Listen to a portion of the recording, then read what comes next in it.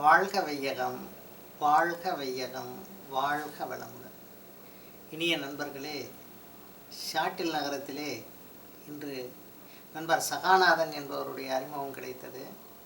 அவர் செய்து வருகின்ற பணிகளை எல்லாம் பார்க்கும் பொழுது உண்மையிலேயே மகிழ்ச்சி அடைந்தேன். அவரை பாராட்டுகின்றேன். பணிபுரிந்து கொண்டு தமிழ் மீது கொண்ட காதல் காரணமாக, ஆன்மீகத்தின் மீது கொண்ட காதல் காரணமாக அவற்றை எல்லாம் அறிந்து உணர்ந்து தன்னுடைய வழித்தோன்றல்களுக்கு சொல்ல வேண்டும் என்ற ஆர்வத்தின் காரணமாக செயல்படுகின்ற அவருக்கு மீண்டும் ஒரு முறை வாழ்த்தி மகிழ்கிறேன். இன்றைக்கு அவர் கேட்டுக்கொண்டபடி மௌனம் அல்லது அமைதி, அதனால் நமக்கு கிடைக்கின்ற பலன்கள் என்ன என்பதை நாம் இப்பொழுது சிந்திக்க இருக்கின்றோம். சதா நம்முடைய மனமானது எதையாவது சிந்தித்து கொண்டே இருக்கிறது. மனம் என்பது எண்ணங்களின் தொகுப்பு என்று வேதாத்திரி மகரிஷி அவர்கள் கூறியிருக்கின்றார்கள். அந்த வகையிலே பார்க்கின்ற பொழுது நாம் சிந்திப்பதை விட நம்முள்ளே இருந்து நம்மை இயக்கி கொண்டிருக்கின்ற உயிர் என்று சொல்லக்கூடிய, ஆன்மா என்று சொல்லக்கூடிய அந்த ஜீவாத்மா என்ன சொல்லுகிறது என்பதை உணர்வதற்குத்தான் நாம் மௌனம் அனுஷ்டிக்கிறோம். இந்த மௌனத்திலே 3 வகையான மௌனங்கள் இருக்கின்றன. 1, பேசாமல் இருப்பது. 2, நம்முடைய உடல் உறுப்புகளை அசைக்காமல் இருப்பது. 3வது, நம்முடைய மனமானது சிந்திக்காமல் இருப்பது. எனவே உயர்ந்த மௌனம் என்பது நாம் சிந்திக்காமல். நாம் என்றால் நம்முடைய மனம் என்பது புலன் சார்ந்தது. ஆனால் மனதுக்கு அடிப்படை உயிர் என்பது பிரம்மத்திலிருந்து வந்திருப்பது. சுத்தவெளியின் ஒரு கூறாக இங்கே நம்முடைய உடலுக்குள்ளே உயிராக இருந்து நம்மை வழிநடத்தி கொண்டிருப்பது தான் ஜீவாத்மா.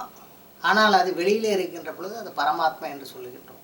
ஆக நமக்குள்ளே உயிராக இருக்கின்ற அந்த பரமாத்மா, சுத்தவெளி, இறைநிலை என்ன நினைக்கிறது, என்ன எண்ணுகிறது என்பதை அறிந்து கொள்வதற்காக நாம் அனுஷ்டிப்பது தான் மௌனம் என்கின்ற ஒரு நிகழ்வு.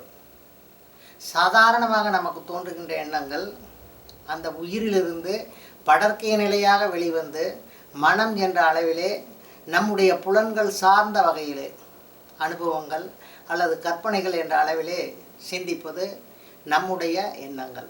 ஆனால் இறைவனுடைய எண்ணங்களை பற்றி சொல்லுகின்ற பொழுது நம்முடைய முன்னோர்கள் சொல்லி இருக்கின்றார்கள், நாம் 1 அடி எடுத்து வைத்தால் இறைவன் 10 அடி நம்மை நோக்கி எடுத்து வைப்பான் என்று. அந்த வகையிலே நாம் மௌனம் அனுஷ்டிக்கின்ற பொழுது, நாம் வாய் திறந்து பேசாமல் இருக்கின்ற பொழுது, உடல் உறுப்புகளை அசைக்காமல் இருக்கின்ற பொழுது, நாம் எண்ணாமல் இருக்கின்ற பொழுது, இறைவன் நமக்குள்ளே இருந்து ஏராளமான எண்ணங்களை நமக்கு வெளிப்படுத்தி கொண்டே இருக்கிறார். இதுதான் உண்மை. அந்த வகையிலே பார்க்கின்ற பொழுது மௌனத்தை எப்படி நாம் செய்ய வேண்டும், மௌனத்தை செய்வது குறித்து நம்முடைய குருபிரான் வேதாத்திரி மகரிஷி அவர்கள் சொல்லியிருக்கிறார். 1 மணி நேரம் செய்யலாம், 1 நாள் செய்யலாம், 1 வாரம் செய்யலாம், 1 மாதமும் செய்யலாம். ஆனால் செய்வதற்கு முன்னாக நாம் செய்ய வேண்டியது, நாம் மௌனம் அனுஷ்டிக்கிறேன் என்ற ஒரு மனநிலைக்கு செல்ல வேண்டும். ஒரு 2 மணி நேரம் மௌனம் வாரத்திலே செய்தால் கூட போதுமானது. அதற்கு முதல் நாளே நான் அடுத்த நாள் 2 மணி நேரம் மௌனம் அனுஷ்டிக்க இருக்கிறேன் என்பதை நம்முடைய மனதுக்குள்ளே ஒரு சங்கல்பமாக, சுய கருத்தேற்றமாக நாம் போட்டுக்கொள்ள வேண்டும். அப்படி போடுகின்ற பொழுது மனமானது அந்த மௌனத்துக்கு தயாராகி விடுகிறது. மௌனம் அனுஷ்டிக்கிற நேரத்திலே ஏதாவது ஒரு தவம், 9 மையம் அல்லது துரியாதீதம், சாந்தி கூட செய்யலாம். தவம் செய்கின்ற பொழுது நம்முடைய மூளையினுடைய மன அலைச்சுழல் வேகம் குறைகிறது. இதனால் நம்முடைய எண்ணம் நம்மிலிருந்து ஆழ்ந்து இறைநிலை மேல் வருவதற்கு வழிவிடுகிறது. அந்த நிலையிலே தவம் முடித்த பின்னாலே நாம் கண்களை மூடி ஏதாவது ஒரு பொருளை எடுத்துக்கொண்டு அல்லது நமக்கு தேவையானதை எடுத்துக்கொண்டு சிந்திக்க வேண்டும் என்றால் நாம் எடுப்பதோடு சரி. மற்றதெல்லாம் நமக்கு அகக்காட்சிகளாக அல்லது ஏதேனும் ஒரு வகையிலே யாரோ பேசுவது போல நம்முடைய செவிகளுக்கு அல்லது பார்வைக்கு உள்ளே நடந்து கொண்டே இருக்கும். இதிலே நமக்கு தேவையானவற்றை ஒரு பேனா, பேப்பர் இதை வைத்துக்கொண்டு எழுதி கொண்டே வந்து விட வேண்டும். மௌனம் நிறைவடைகிறது. நிறைவடைந்த பின்னாலே நாம் என்ன பொருளை பற்றி சிந்தித்தோமோ, சிந்தனைக்கு எடுத்துக்கொண்டோமோ, அதற்கான தீர்வுகள் இறைநிலை வாயிலாக உயிரானது நமக்கு சொல்லி இருக்கும். அதனை நாம் எடுத்துக்கொண்டு இது இறைவன் கொடுத்ததை அப்படியே நம்மால் ஏற்றுக்கொள்ள முடியாது. மனதை சொல்லுகின்ற பொழுது மகரிஷி அவர்கள் சொல்லுவார்கள் 3 நிலை என்று, மேல்மனம், நடுமனம், ஆழ்மனம் என்று. இந்த நிகழ்வுகளை நாம் ஆழ்மனதுக்கு அனுப்ப வேண்டும். ஆழ்மனதுக்கு அனுப்புவது வெகு சுலபமானது.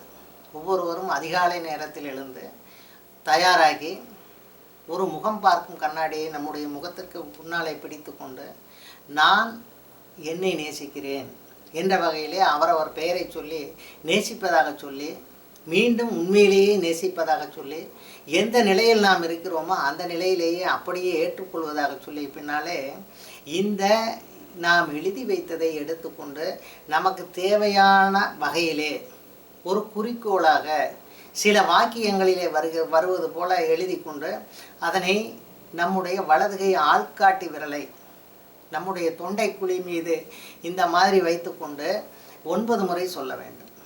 இதுபோல் ஒரு 12 நாட்கள் சொல்லுகின்ற பொழுது நமக்கு நம்முடைய உயிரானது என்ன சொல்லியதோ மௌனத்திலே அது நம்முடைய ஆழ்மனதுக்கு சென்றுவிடும். ஆழ்மனதுக்கு சென்ற பின்னாலே ஆழ்மனமானது நம்முடைய தகுதிக்கு தகுந்தாற் போல, அல்லது அதனை பெறுவதற்கு தகுதி தேவை என்றால் முதலிலே தகுதியை உயர்த்துவதற்கு என்ன செய்ய வேண்டுமோ அதை செய்வதற்கு நம்மை முதலிலே வழி நெறிப்படுத்தும். அதன் பின்னாலே அதனை பெறுவதற்கான வழி வகைகளை நமக்கு சொல்லும். வழிவகைகள் சொன்ன பின்னாலே நாம் சும்மா இருந்தால் கிடைக்காது. ஆனால் அதனை பெறுவதற்கு நாம் முறையாக திட்டமிட்டு செயல்பட வேண்டும்.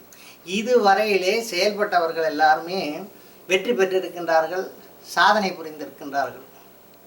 நம்முடைய அன்பர்கள் கூட பல பேர் மௌனம் இருப்பார்கள், தேவையான தகவல்களை பெறுவார்கள், ஆழ்மனதுக்கும் அனுப்புவார்கள்.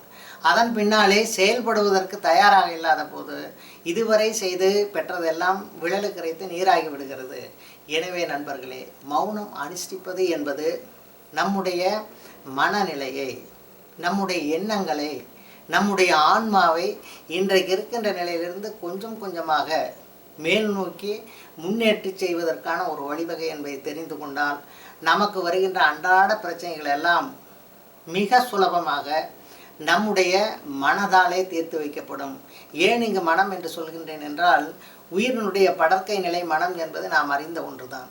இந்த மனமானது புலன்களின் வழியாக செயல்படுகின்றது.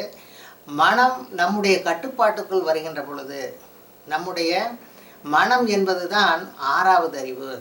அந்த 6வது அறிவானது மிகச்சிறப்பாக செயல்பட்டு துன்பமில்லாத வாழ்க்கையை, அமைதியான வாழ்க்கையை, மகிழ்ச்சியான வாழ்க்கையை நமக்கு கொடுக்கிறது. அப்போ மகிழ்ச்சியும் நிறைவும் எங்கே இருக்கிறதோ அங்கு நம்முடைய இந்த பிறவி முற்று பெறுகிறது. ஆகவே அன்பர்களே, நீங்கள் எல்லாம் வாய்ப்புகள் கிடைக்கின்ற போது இயன்ற நேரத்திலே மௌனம் இருங்கள். உங்களுக்கு கிடைக்கின்ற எண்ணங்களை ஆழ்மனதுக்கு அனுப்புங்கள். அந்த ஆழ்மனமானது கூறுகின்ற கட்டளைகளை செயல்படுத்துங்கள். வாழ்க்கையிலே முன்னேறி வெற்றி பெறுங்கள். மகிழ்ச்சியாக இருங்கள். வாழ்க வையகம், வாழ்க வையகம், வாழ்க வளமுடன். நண்பர் சகாநாதன் அவர்களுக்கு மீண்டும் ஒரு முறை நன்றி கூறி இந்த நிகழ்வை நிறைவு செய்கிறேன்.